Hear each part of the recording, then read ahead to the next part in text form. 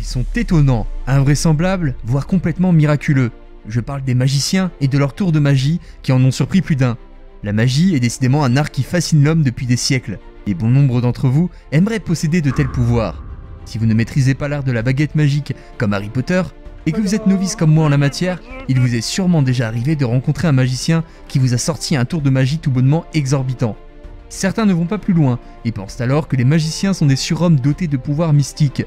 D'autres élaboreront des hypothèses qui resteront sans réponse, car les secrets de magiciens sont bien gardés. Et si finalement, tous ces tours n'étaient que ruse et ingéniosité? Il est dit que la magie est l'art de rendre logique l'impossible. Rassurez-vous, très chers amis alligators, vous êtes au bon endroit pour comprendre comment certains tours ont été élaborés. Je vous garantis que vous allez apprendre beaucoup de choses, et je vous conseille de rester jusqu'au bout de la vidéo, car pour sûr, vous allez être surpris. Voici 6 tours de magie impossibles, enfin révélés. N'oubliez pas de vous abonner, d'activer la cloche et de défoncer le bouton like pour encore plus de découvertes terrifiantes et amusantes sur Monsieur Alligator. Je tenais aussi à vous remercier pour tous vos commentaires les amis, ça me touche vraiment beaucoup et ça me donne vraiment envie de continuer à faire des vidéos. La valeur d'épée. Si vous faites partie des personnes qui arrivent à se couper avec un couteau à beurre, ce tour va vous étonner.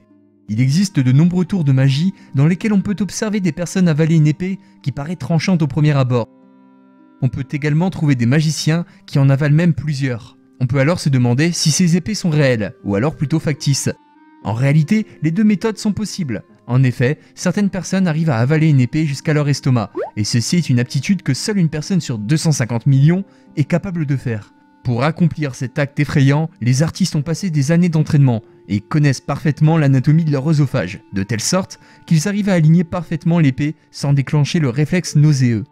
Certaines images radiologiques dynamiques ont d'ailleurs été enregistrées et prouvent bien que cela est réel.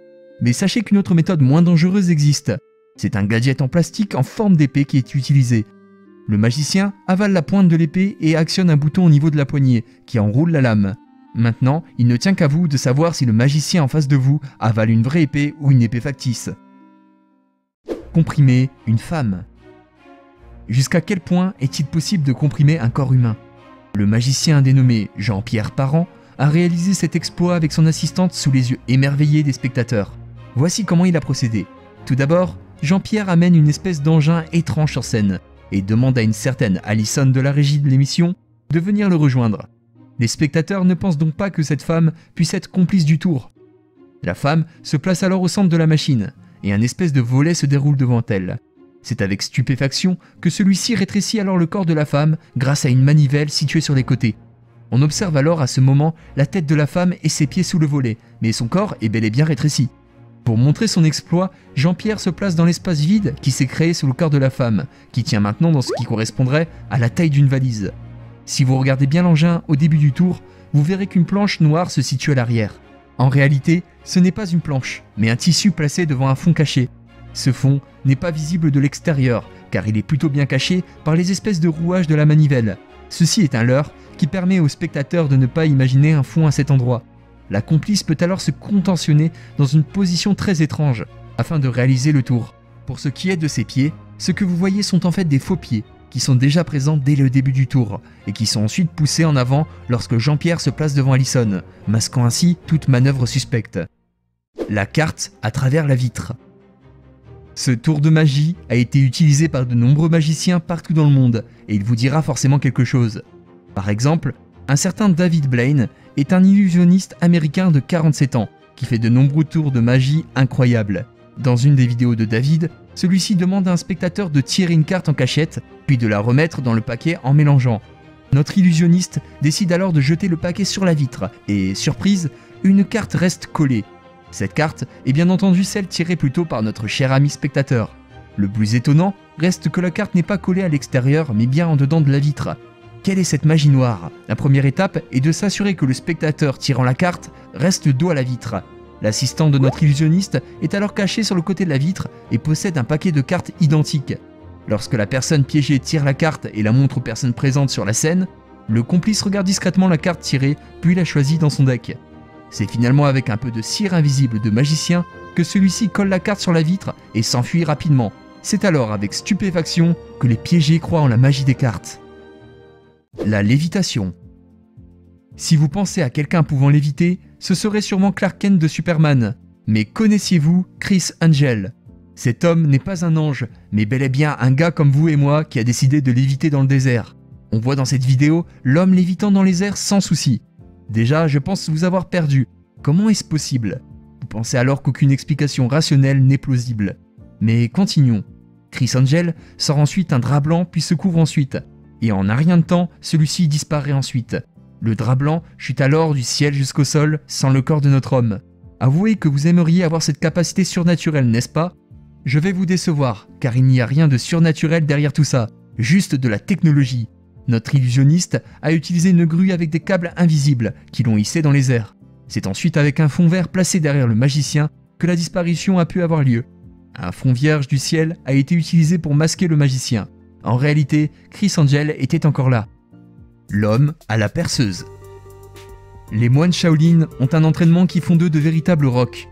Mais cet homme en fait peut-être un peu trop. Ce tour de magie mettait en scène un homme habillé en moine Shaolin.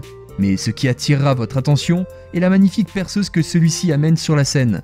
L'homme prend alors sa perceuse en main et la dirige vers sa tempe. C'est alors qu'il active la perceuse et, avec étonnement, le public se rend compte que la machine perforante ne fait aucun dommage au crâne chauve du moine Shaolin. Comment cela est-il possible? Avant de vous révéler son secret, je vous conseille de ne pas le reproduire chez vous, bien évidemment. Tout d'abord, la pointe de la perceuse est en réalité émoussée et à tête plate. Certains bricolos du dimanche me diront que cela suffirait quand même à faire des dégâts, donc ce n'est pas la seule explication de ce tour. Et ils ont plutôt raison. L'autre explication est la suivante. Le moine Shaolin fait semblant d'exercer une force sur la perceuse, mais en réalité il se retient et joue la comédie. De plus, l'homme a réglé sa perceuse pour que le sens de rotation de la foreuse soit inversé et qu'elle n'affecte pas la peau. Désolé de vous décevoir, mais tout cela est une illusion. Couper une femme en deux. En ce qui concerne les tours de magie, vous avez sûrement déjà vu le tour de la femme coupée en deux. Ce tour bien connu de la plupart des spectateurs reste néanmoins un secret dans son élaboration ainsi que dans son exécution. Pour l'exemple de ce top, nous allons parler d'une magicienne dénommée Joséphine Lee, qui a effectué ce tour sur une émission télévisée bien connue, dont je ne citerai pas le nom. Au début du tour, Joséphine part chercher une femme du public pour éviter de semer le doute. Mais bien évidemment, la plupart des gens savent que cette cobaye est en réalité une complice. Ensuite, la femme s'allonge sur une table et se fait couvrir de divers accessoires. Les pieds sont même verrouillés pour faire croire que la femme cobaye est bien fixée au plan de la table. C'est ensuite en 2 temps 3 mouvements que Joséphine effectue la séparation du corps de la femme sous les yeux ébahis des spectateurs. Pour finir son tour, elle rapproche les 2 parties du corps de la femme et la sort en un seul morceau. Vous me demanderez alors, comment la magicienne peut-elle séparer le corps de la femme en deux? Voici le secret de ce tour. Les pieds sont en réalité des faux. C'est au moment où les accessoires sont placés sur le corps de la femme que celle-ci recule ses jambes et laisse sortir ses faux souliers sans que les spectateurs ne le remarquent. À ce même moment, elle replie ses jambes au niveau de la première partie de la table et la scission du corps peut alors se faire. Effectivement, ce tour n'est pas compliqué à comprendre, mais requiert une très bonne souplesse. Ce n'est décidément pas moi qui y arriverai. C'était 6 tours de magie impossibles, enfin révélés. N'oubliez pas de vous abonner, d'activer la cloche et de défoncer le bouton like pour encore plus de découvertes terrifiantes et amusantes sur Monsieur Alligator.